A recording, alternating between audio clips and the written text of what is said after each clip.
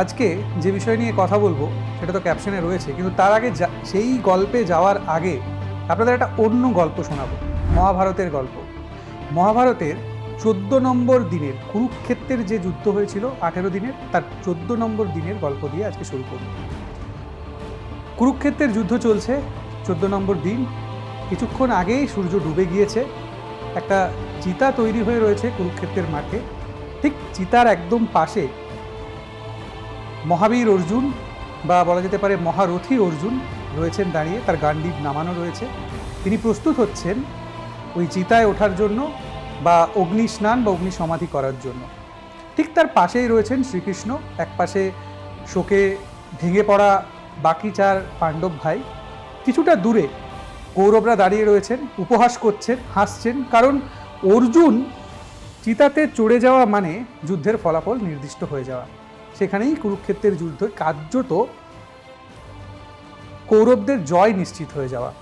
কিন্তু হঠাৎ এই যুদ্ধের মাঝে অর্জুন কেনই বা অগ্নিস্নান করতে যাচ্ছেন, কেনই বা চিতা প্রস্তুত হয়েছে, এটা জানতে হলে আমাদের ঠিক একদিন আগে, অর্থাৎ কুরুক্ষেত্রের যুদ্ধের 13 নম্বর দিনে ফিরে যেতে হবে। সেদিন চক্রব্যূহে রচনা করেছিলেন দ্রোণাচার্য, এবং এই চক্রব্যূহে ঢোকা আর বেরোনো এই দুটো পদ্ধতি জানতেন শুধুমাত্র অর্জুন। স্বাভাবিকভাবেই অর্জুনকে চক্রব্যূহ থেকে অনেকটা দূরে রাখার জন্য একটা ব্যবস্থা নেওয়া হয়েছিল। অর্জুনকে সরিয়ে রাখা হয়েছিল এবং চক্রব্যূহের মাধ্যমে পাণ্ডবদের সেনাকে ধ্বংস করে দেওয়া হচ্ছিল। বাধ্য হয়ে পঞ্চপাণ্ডব চেষ্টা করেন যে কিভাবে এই চক্রব্যূহ সামলানো যায়। মহাভারত অনুসারে চক্রব্যূহে এই ঢোকা আর বেরোনোর, চক্রব্যূহকে ভাঙার যে শিক্ষা দ্রোণাচার্য যখন অর্জুনকে দিচ্ছিলেন, সেই সময় অর্জুনের পুত্র অভিমন্যু তিনি মাতৃগর্ভে ছিলেন, এবং অর্জুনকে শিক্ষা দেওয়ার সময় তিনি এই শিক্ষার একদম প্রথমের দিকটা, অর্থাৎ চক্রব্যূহে ঢোকার যে ব্যাপারটা, সেটা শুনেছিলেন মাতৃগর্ভ থেকে এবং মনে ছিল। তো অভিমন্যু বললেন যে ঠিক আছে, আমি চক্রব্যূহে ঢুকছি, আপনারা আমার পেছনে পেছনে আসুন, আমরা গিয়ে চক্রব্যূহ সামলাই, নাহলে আজকেই যুদ্ধ শেষ হয়ে যাবে, আমাদের সেনা ধ্বংস হয়ে যাবে, সেনা ধ্বংস হলে আর যুদ্ধ থাকে না। তো স্বাভাবিকভাবেই অভিমন্যু ঢুকলেন চক্রব্যূহের মধ্যে। ওখানে কৌরবদের তরফে 7 জন মহারথী, কর্ণ, ভীষ্ম, দ্রোণাচার্য, কৃপাচার্য, দুর্যোধন, দুঃশাসন এবং শকুনি মিলে অন্যায় সমরে খুব একদম বলা যেতে পারে যে বিতর্কিতভাবে অভিমন্যুকে হত্যা করলেন। অভিমন্যু মারা গেলেন। অর্জুন ফিরে এলেন সেদিন। ফিরে আসার পর জানতে পারলেন, শোকে বিহ্বল অর্জুন একটা প্রতিজ্ঞা নিলেন যে যারা যারা এই ঘটনার পেছনে রয়েছেন তাদের তিনি শাস্তি দেবেন। মূলত যখন অভিমন্যু চক্রব্যূহে ঢুকছিলেন, পাণ্ডবরা চক্রব্যূহে ঢুকতে পারেননি তার পেছন পেছন চেষ্টা করেও। তার কারণ হচ্ছে কৌরবদের জামাতা অর্থাৎ দুর্যোধনের বোন দুঃশলার যিনি স্বামী জয়দ্রথ, তিনি সেদিন একটি বর পেয়েছিলেন যে একদিনের জন্য যে কোনো মহারথীকে তিনি আটকে দিতে পারবেন, এবং চক্রব্যূহের যে দরজা, সেই দরজা আগলে ছিলেন জয়দ্রথ। কোনো পাণ্ডবকেই চক্রব্যূহে ঢুকতে দেননি তিনি, যার কারণে অভিমন্যু বধ হয় অন্যায় সমরে।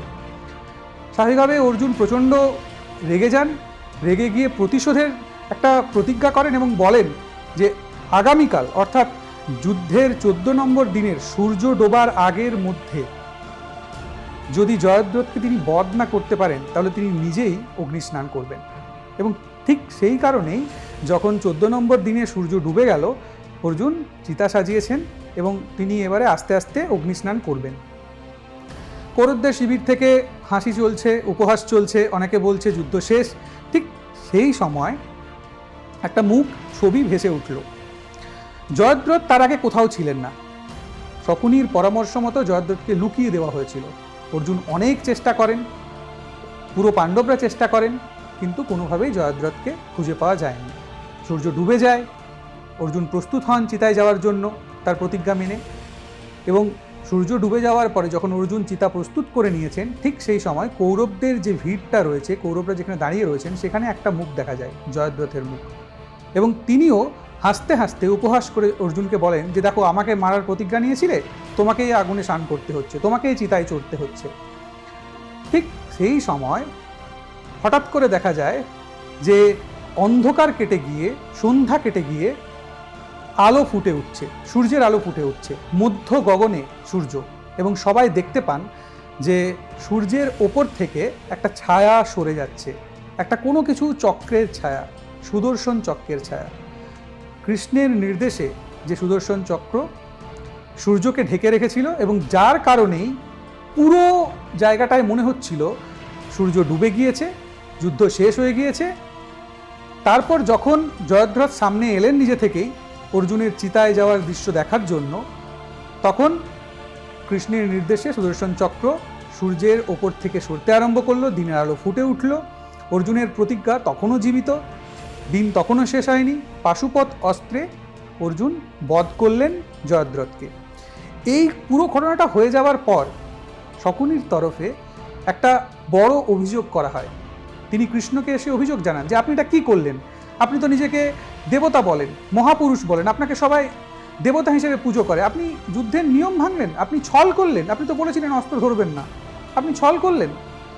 তখন কৃষ্ণ হাসতে হাসতে বললেন যে শুরুটা কে করেছিল, কোথা থেকে শুরু হয়েছিল। আজকে আমাকে প্রশ্ন করার আগে গতকালের ঘটনা মনে করো। গতকাল যখন একদম একটি বালক যে নিজের বীরত্ব দেখিয়ে চক্র বয়ে ঢুকেছিল এবং 7 জন মহারথী মিলে অন্যায় সমরে তাকে তোমরা হত্যা করেছো, তারপর আর যুদ্ধের নিয়মনীতি থাকে না। এটা মহাভারতের গল্প। আমাদের একটা কথা আছে, যা নেই ভারতে তা নেই ভারতে। অর্থাৎ মহাভারতে প্রথম যে ভারত, সে ভারত হচ্ছে মহাভারত। মহাভারতে যা নেই তা এই ভারতের কোথাও নেই। দেখুন, মহাভারতের এই ঘটনা এখনও আমাদের চারপাশে ছড়িয়ে রয়েছে। আরও ভালোভাবে বললে গ্রাম বাংলায় একটা প্রবাদ রয়েছে, এক গাঁয়ে 2 সংক্রান্তি। অর্থাৎ একটা ঘটনা বা একটা কোনো পার্টিকুলার বিষয়ের ওপরে 2 ধরনের নিয়ম, 2 ধরনের বিচার নেওয়া হচ্ছে।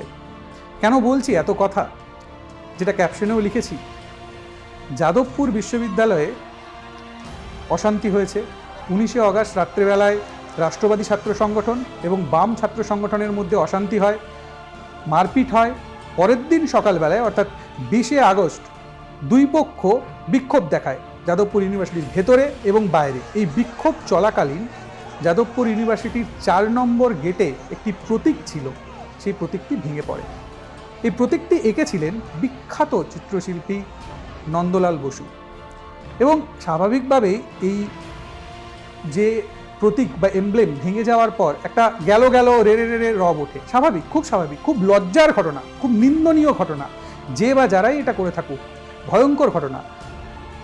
এই যে এমব্লেম, এই এমব্লেম চিত্র, যে পুরো এমব্লেমটি এটি 4 নম্বর গেটে ছিল, নন্দলাল বসু এঁকেছিলেন। এর ভেতরে 3টে আগুনের শিখা রয়েছে, যা শিক্ষা, বোধ, সংস্কৃতি, মনস্কতাকে প্রকাশ করে। তারপর একটা বৃত্ত, বৃত্তের বাইরে বাংলা এবং হিন্দিতে যাদবপুর বিশ্ববিদ্যালয়ে লেখা রয়েছে। ঠিক তার বাইরে আরও একটি বড় বৃত্ত, সেই বৃত্তের বাইরে একটি পদ্ম ফুলের পাপড়ি দেওয়া বৃত্ত।